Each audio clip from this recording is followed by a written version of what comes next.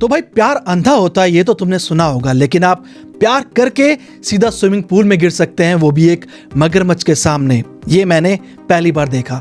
तो हाँ, मैं बात कर रहा हूं मूवी तू या मैं की, जिसमें है एक अमीर इन्फ्लुएंसर, एक नाला सुपारा का रैपर और एक मगरमच्छ। तो क्या ये तीनों मिलके एक अच्छी मूवी बना पाते हैं? चलो बात करते हैं। तो मूवी को अगर हम दो हिस्सों में देखें, जैसे कि आप फर्स्ट हाफ और सेकंड हाफ, लेकिन जो इसका फर्स्ट हाफ है वो कसम से इतना ज्यादा बोरिंग है कि उसे झेलना मुश्किल हो रहा था। मूवी के टिकट के साथ साथ अगर फर्स्ट हाफ को झेलने के लिए ये 2 नींद की गोली दे देते तो बहुत बढ़िया रहता, क्योंकि फर्स्ट हाफ में मैं सिर्फ घड़ी को देखता रहा और ये सोचता रहा कि कब होगा असली एक्शन शुरू और कब मूवी में मजा आएगा। तो फिर जैसे तैसे इंटरवल पार होता है और शुरू होता है सेकंड हाफ और होती है मगरमच्छ भैया की एंट्री। और जैसे ही मगरमच्छ मूवी में आता है तो इस मूवी का बीजीएम जो बहुत अच्छा काम करने लग जाता है, वो इस मूवी के थ्रिल को और ज्यादा बढ़ा देता है। और एक सीन आता है जो मुझे बहुत ज्यादा बढ़िया लगा, जहां पर मगरमच्छ एक कुत्ते को खा जाता है। कसम से यार, वो सीन मुझे इस मूवी का बेस्ट सीन लगा और उसने मुझे इमोशनल भी कर दिया।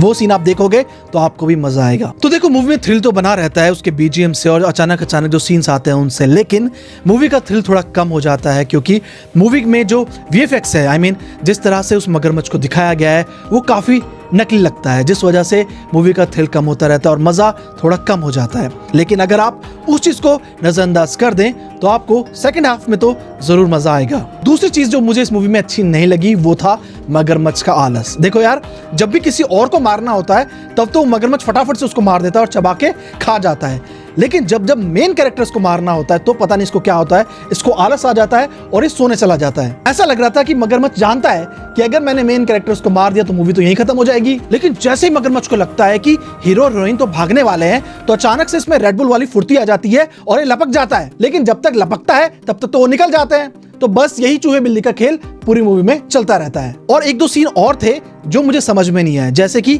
मगरमच्छ में इतनी ताकत दिखाते हैं कि वो अपने दांतों से जीप तक खींच लेता है, यहां तक कि एक मोटर बाइक को उठा के पटक देता है। लेकिन जब वो मेन हीरो के पैर को पकड़ लेता है तो उसे नहीं खींच पाता। एक सीन में तो उस मगरमच्छ में इतनी कम ताकत दिखाते हैं कि हीरो उसे लात मार मार के वापस गटर में फेंक देता है। एक और चीज जो मुझे इस मूवी में अच्छी नहीं लगी वो थी इसकी लेंथ। देखो यार, ये कोई ओरिजिनल मूवी तो है नहीं, ये एक मूवी जो थाई की सर्वाइवल मूवी है द पूल, उससे इंस्पायर्ड है।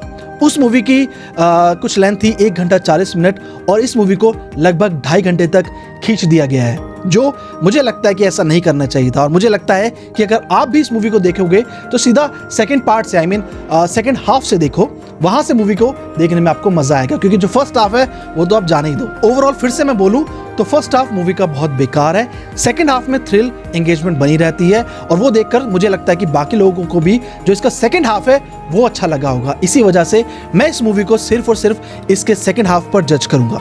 इसलिए इसके सेकंड हाफ की वजह से मैं इस मूवी को एंटरटेनमेंट लेवल पर दूंगा 3 आउट ऑफ 5 स्टार्स। और अगर आपको कोई बढ़िया मगरमच्छ वाली मूवी देखनी है तो आप देखो लेक प्लेसिड, ये बहुत बढ़िया मूवी है। और अगर आपने मूवी देख ली है तो कमेंट में जरूर बताइए कि आपको ये मूवी कैसी लगी।